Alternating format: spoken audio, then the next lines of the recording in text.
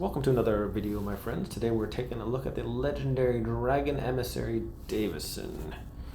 So mine is not 17, unfortunately, but this has gotten an upgrade.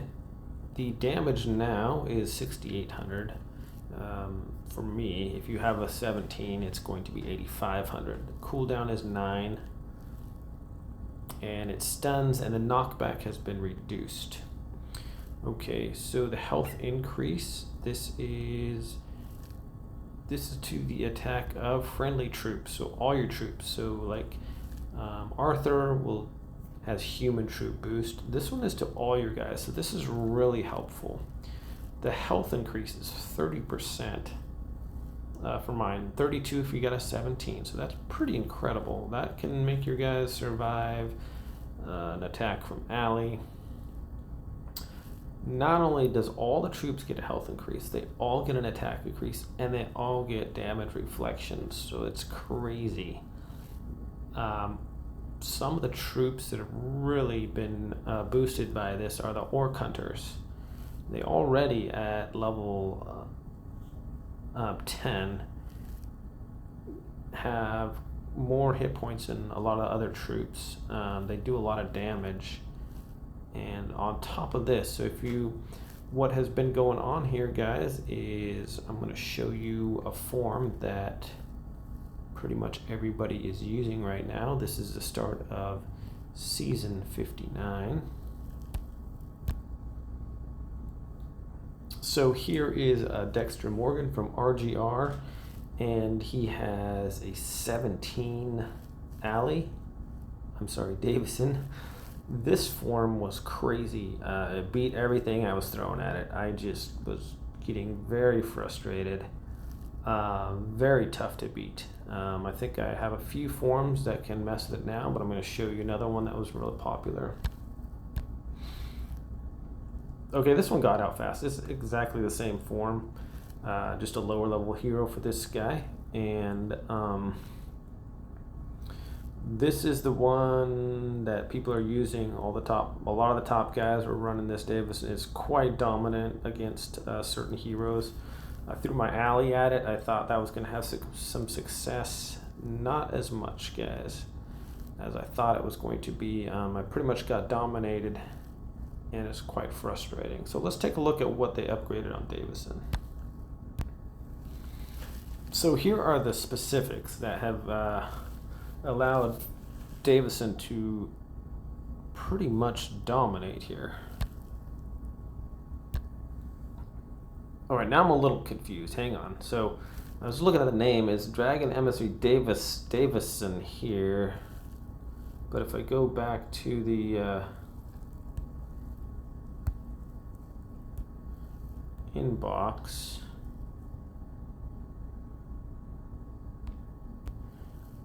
it says Dragon Emissary Davison.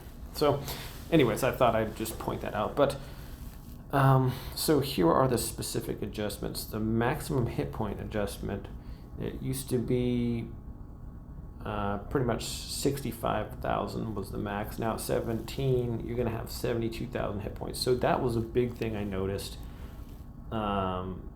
He was super hard to kill, and he was taking hits. I was fighting him with ally, and my ally was nuking him, and he was just taking it. So I mean, what? Probably an ally nuke took off maybe like a fifth of his strength or his health, so that was pretty intense. Defense adjustment, so the ability to take more of a shot up to 1325. And the active skill adjustment, so his cooldown went from 14 down to 9 if you got a 17, or I believe it's 15-3 or higher, I believe. So the range was increased, so from 20 to 25, and the knockback distance is decreased. So some people are saying, that's a bad thing, it's a good thing.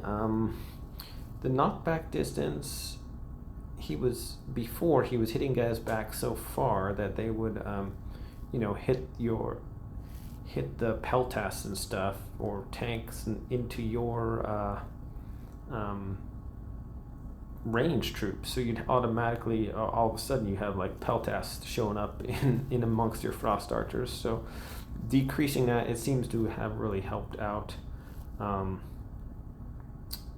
Davison. Not only that, the stun time is increased from 1 to 3. So all of these combined has really made a big difference here. And then on top of that, passive skill adjustment, life aura bonus modification, is now from 16 to 32% life aura bonus.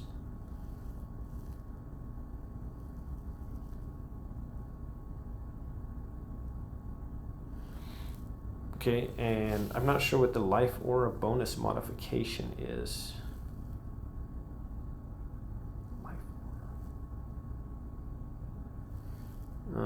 Maybe, I don't know. I'm not sure, guys, on that one.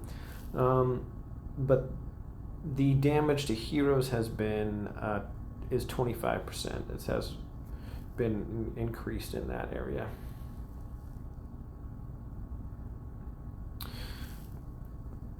I noticed in the hero trials before that a lot of my ally was just dying almost instantaneously if they had a Davison in there. So something that has changed there. All right, and legendary skill adjustment, required hit point for triggering rate. It used to be 60%, 62, and now it's 60%. So he can go all crazy at 60% instead of 60. Is that, am I reading that right? Anyways, so we're gonna go to the arena and we're gonna check out some fights here. Well, we're gonna do a couple trainings here. So this is about as close to those particular forms as I could get, guys. And like I said, my Davison is only 15 3-stars. So we're going to take a couple runs at it and see. Here's one of my ally forms. And here we go. Right off the bat, you can see those Orc Hunters are just, not only do they reflecting damage, but they do crazy damage, and they can take a lot of damage because their attack speed is increased, their health, everything. So they're pretty devastating. As you look at Davison in there, he is just a monster. And this is only a 15 3-star one. So you guys can imagine what a 17 would be doing here. So a pretty overwhelming victory there. I mean, didn't have a lot of troops left, but pretty dominant right there. So I was testing this one out and just throwing a lot of different troops out. I tried my Chion on here. I tried Ali. I tried Celine, and I was just getting beaten by everything. So I think I lost to the same guy, like I want to say probably close to 10 in a row, and I was getting a little frustrated. This guy the healing of the nuns seems to be crazy as well. It just really seems to keep the guys alive there and almost makes them, I mean, they're reflecting damage while they're getting healed, so it's really a good thing to have the nuns in there as well. So now that I show you pretty much all my guys were getting beat, I even tried like, all right, I'll get my Celine in there. This should handle it, right? This Celine is a pretty good form. Generally does really well against forms without lots of Orc Hunters. But that was not really the case here, guys. They just kind of, the healing power of the nuns just pretty much brought this back. And then that on top of Davison there. So it looked like I might have had the win there, but then he just didn't really lose any troops at all. And Davison just goes in and wipes out everybody. So that is what we're looking at. That's what we're dealing with out there in the arena right now, guys. Now I'm going to show you a couple forms that can beat it. Right, I did the hard work so you don't have to. Ready? here is Celine I've been using to kill. And I pretty much just fought fire with fire. You see, it's almost the forms are pretty identical here. Now with Celine, because she has that damage boost there at the beginning, well, watch me lose now. Looks like I'm gonna lose. So this one, okay, well, yeah, that's why it's frustrating. Just beat my form that usually I beat this with. Okay, so now back to the form I just made, and well, you know what? First, I'm gonna give it a run with my my Arthur, because I was like, oh, our Arthur is generally a good counter for Davison.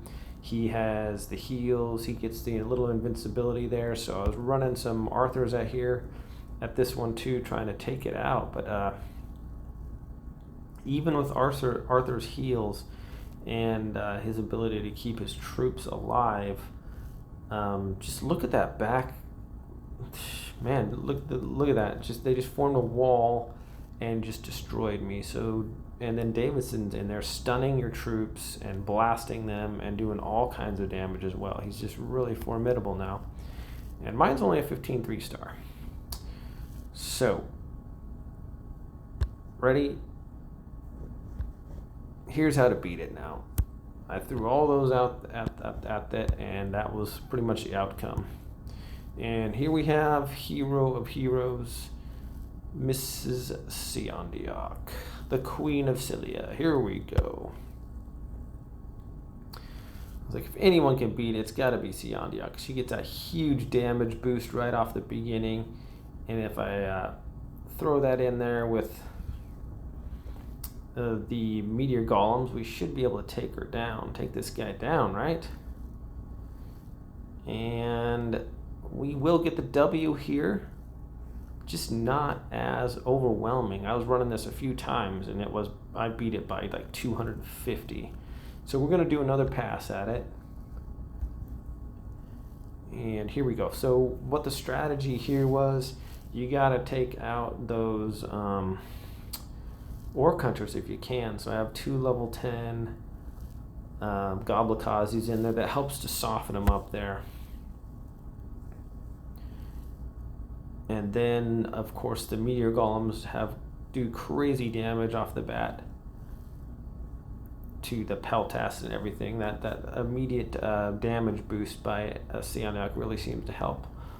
And now I'm gonna lose. Are you kidding me? Wow. Okay.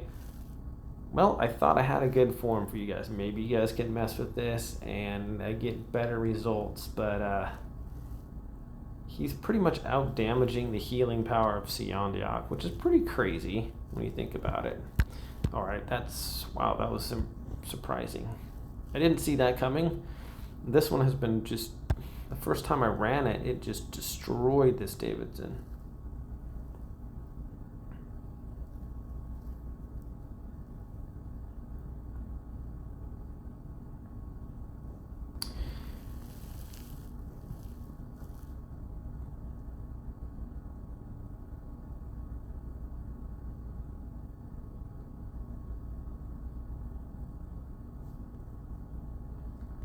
So,